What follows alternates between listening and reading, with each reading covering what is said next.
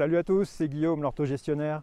Aujourd'hui, je vais vous parler d'un courrier de la Carpimco de 1992 que j'ai retrouvé dans mes archives. À l'époque, je venais juste d'être diplômé et donc j'étais remplaçant. Il m'avait écrit pour m'annoncer la douloureuse. À l'époque, j'avais trouvé ça énorme parce que je sortais des budgets d'étudiants.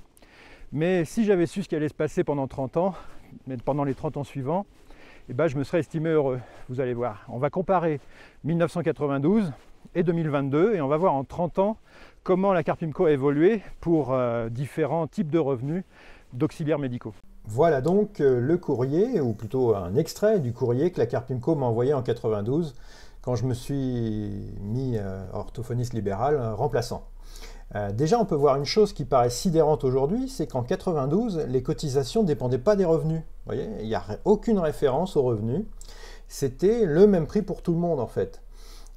Il y a 30 ans, quand j'étais remplaçant, en fait, tous les auxiliaires médicaux payaient 10 872 francs pour le régime de base, 2 488 pour le régime invalidité décès, 412 pour le régime des praticiens conventionnés et au minimum 2 448 pour le régime complémentaire. Complémentaire ne veut pas dire facultatif, hein, c'est complémentaire obligatoire pour eux.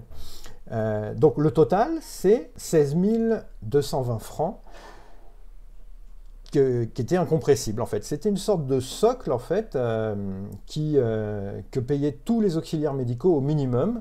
Et si vous le vouliez, vous pouviez cotiser plus en allant vers les classes C, D, E, F. Il n'y a pas de classe A au régime complémentaire.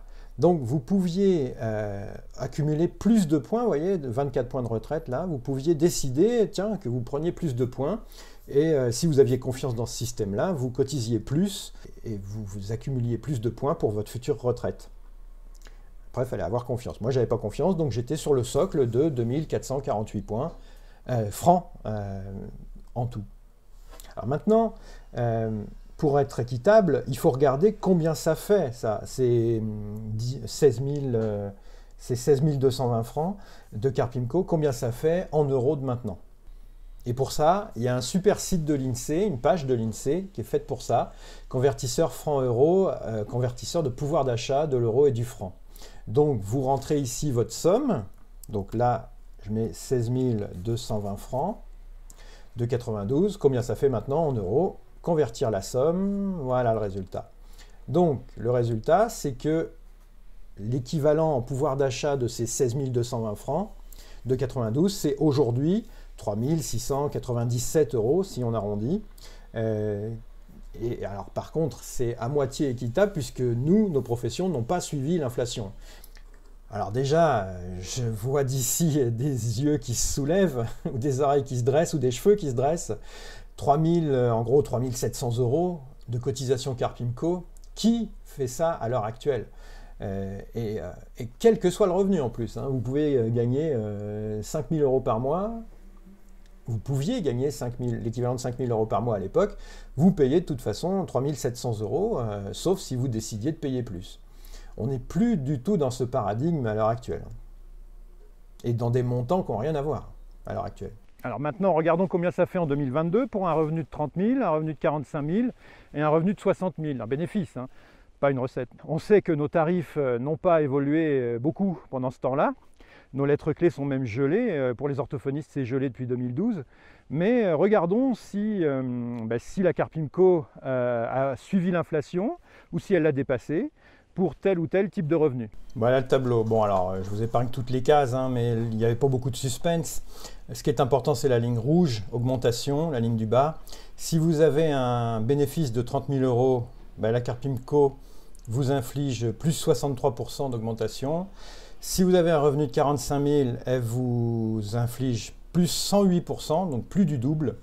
Et à 60 000, vous prenez 129%, quasiment 130% d'augmentation, puisque au lieu d'être à 3 697 qui sont là dans la colonne bleue, en euros actuels, hein, tenant compte de l'inflation, vous êtes à 8 462 si votre bénéfice est de 60 000 euros. Bon, vous voyez que plus vous travaillez, plus la Carpimco a été dure pour vous pendant les 30 dernières années. Mais même si vous êtes à 30 000, ce qui est à peu près le revenu moyen d'un orthophoniste, et ben vous vous êtes pris plus de 60% d'augmentation en euros constants, hein, 60% de plus que l'inflation. Alors on va me dire que pendant ce temps-là, on paye plus, mais que la Carpimco vous accorde plus de points. Ce à quoi je répondrai 2 points sur ces points. Le premier point, c'est que sur l'ASV, le régime des praticiens conventionnés, c'est faux. Depuis la réforme de 2008 qui a complètement abîmé ce régime et l'a rendu quasiment inutile.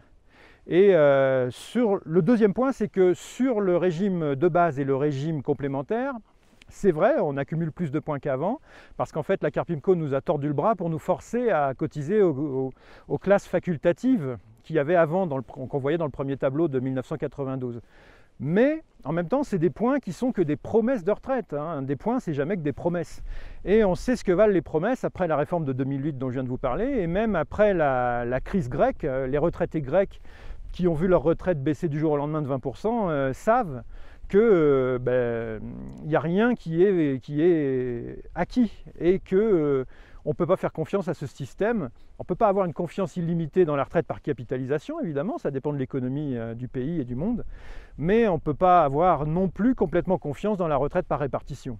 Alors d'habitude on ne tire pas sur les ambulances, mais je finirai cette vidéo en vous donnant le calcul de l'économiste Patrick Artus, un calcul qu'il a fait en 2020. Je relis mes petites notes pour vous dire ça.